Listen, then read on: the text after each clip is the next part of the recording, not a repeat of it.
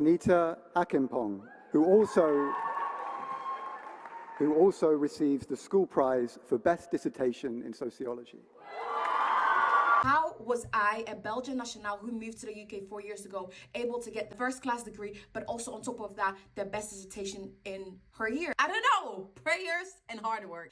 That is something that I will tell you. But I guess I'll start this new series where I give information about all things education, the things that I learned on my journey to get the grades that I get and to get the results that I get, so that we can just motivate each other and help each other. Because most of the time, it's not about you not putting in the work. It's about the lack of knowledge that you have on certain areas to actually do good. But no worries, I'm here.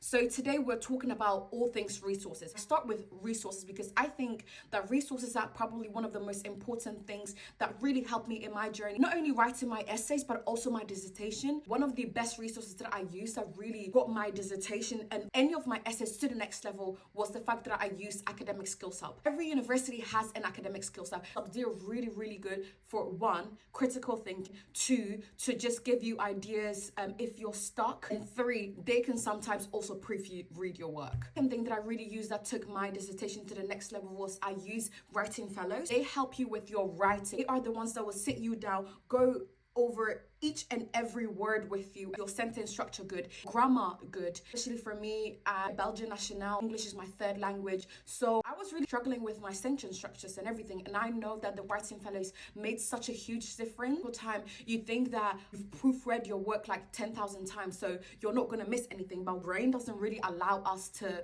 realize that there's certain things that we miss. So it's very important that you let multiple people proofread it, and it's just even better if you let someone who has a degree in English to actually help you. I'm not sure if every university bits this, but Studiosity, it's an online platform whereby you can upload any of your work, whether it's a draft, whether it's a finalized work, and then someone from across the world will read it and then give you feedback on plagiarism or your reference list, sentence structure, your grammar. So with Studiosity, it's a bit like writing fellows, but I think with writing fellows, most of the time you have to go into person and speak to them, and you create that interpersonal relationship with them, whereby with Studiosity, it's just multiple people viewing your work at once. It's not the same person that you go to. I think that's one thing that I did like about the Academic Skills Hub and the writing fellows, was that I could create an interpersonal relationship with these people, and that they knew my work and they knew how to help me over time. One thing that a lot of people don't realize is that finding resources such as like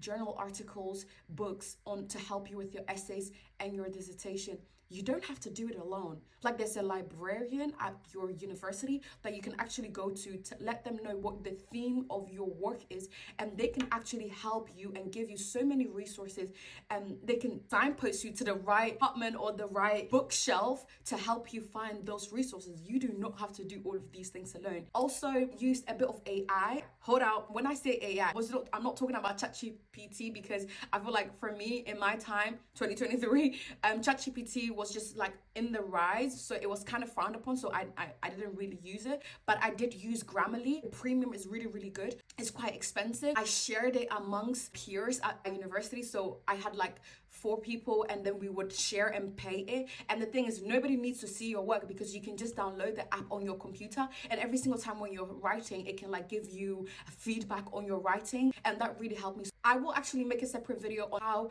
to really utilize AI the best way possible to help you write your dissertation or any essay, just make your life easier, because I think the way that people are doing it, I'm currently a student advisor, people can blatantly see it that you have used ChatGPT or a certain AI to write your dissertation or your essay. You need to be a bit smart about how to use AI to help us in these circumstances. But as I've said, the most important thing, especially Academic Skills Hub, they are always there. You can always book with them, and they can proofread your work, give you advice on critical thinking. They have just been in the game for a very long time, so they can give you ideas. Writing fellows, they look at your grammar, your structure, and everything. Studiosity, they do the same thing. Librarians to help you with resources and all of those things.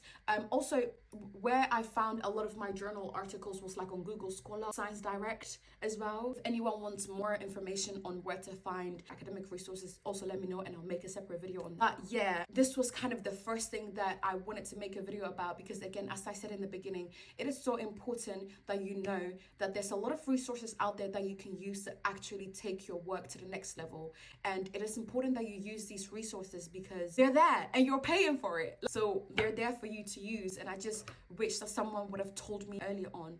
And now I hope that with this information, you can make use of all of the resources that I have mentioned. I hope this helped. Bye.